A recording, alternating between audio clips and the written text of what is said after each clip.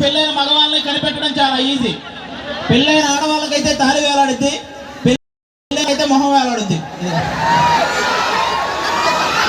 చాలా మందికి పెళ్ళైంది, కూర్చున్న వాళ్ళందరికీ అయింది. కూర్చున్న వాళ్ళు కుర్రాలు కాబట్టి వీళ్ళంతా ఇది అవ్వలేదా? అవుద్ది, కంపల్సరీ అవుద్ది. ఓకే, ఇప్పుడు నా టీం మెంబర్స్ని పరిచయం చేస్తా ఒక్కొక్కరిని.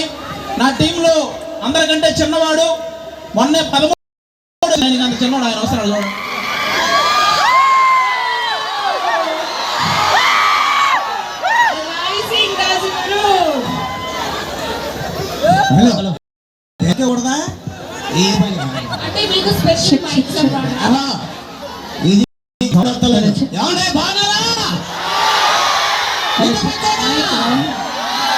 చూసారా ఆది గారు సౌండ్ చూసారా? ఆడు అరవమన్నాడు కదా, నచ్చారంటే అరుపులకే పోతాడు, తర్వాత మీ ఇష్టం. చూసి జాగ్రత్తగా అరవండి. సౌండ్ తీసుకోలేడు. ఏది సౌండ్ తీసుకోలేదా? ఏది రేజింగ్ రాజు కోసం గట్టిగా ఓవేసుకోండి. ఈ సౌండ్ చూశారు, నా సౌండ్ ఏంటో చూశారు. నాకంటే ఎక్కువ సౌండ్ వస్తుందా మీకు? నీకంటేనా?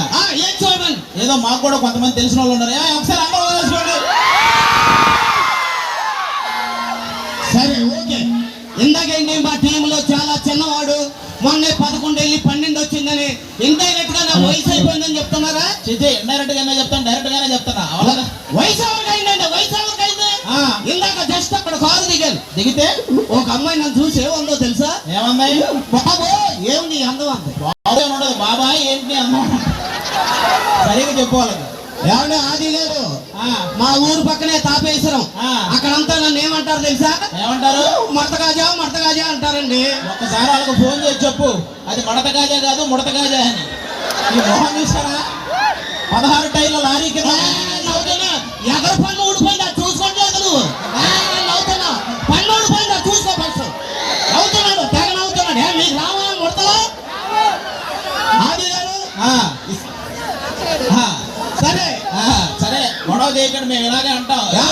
ఏదో అనుకుంటున్నారు, నా గురించి తెలియదు మీకు అసలు. ఏంటి పైకి వస్తున్నావు? మోడీ గారితో పరిచయం ఉందని ఫోన్ లో మాట్లాడా. ఏంటి మన ప్రధాని మోడీ గారితో ఫోన్ లో మాట్లాడారా? ఏమన్నారండి? రాంగ్ నంబర్ పెట్టేయమన్నారు. ఏమన్నారా? నాకేమన్నా చుట్టారా ఏంటి? సరే, మన టీంలో డైలాగ్ కింగ్.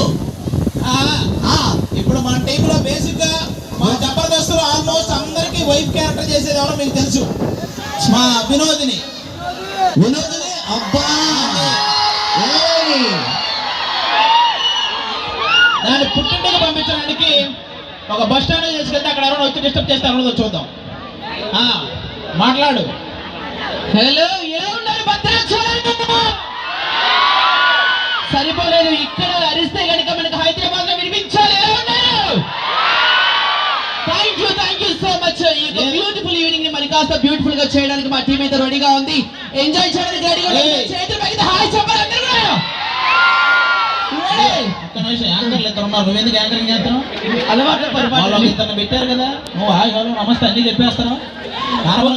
వస్తే అదే బాగా ఏదో అనాలని అంటాం కానీ ఇక్కడ అరిస్తే హైదరాబాద్ ఎలా అయినప్పుడు చెప్పి జనరల్ గా ఫోన్ లో అరుస్తారండి అక్కడ. సరే ఏమిటి ఏ మాటకు ఆ మాట. సో పుట్టింటికి ఎలా రెడీ అయ్యాను, ఎలా ఉన్నాను? చాలా అందంగా ఉన్నావే. బాహుబలిలో అనుష్కలా ఉన్నావు. అబ్బా, అంత అందంగా ఉన్నానా? అదే ఫస్ట్ పార్ట్ లో పొలం ఎదుర్కొంటది కదా, అంటే అన్నానంటారు కానీ మేము ఇలా మేకప్ వేసేది మీకు అందంగా కనిపించడం కోసమే. అవునా?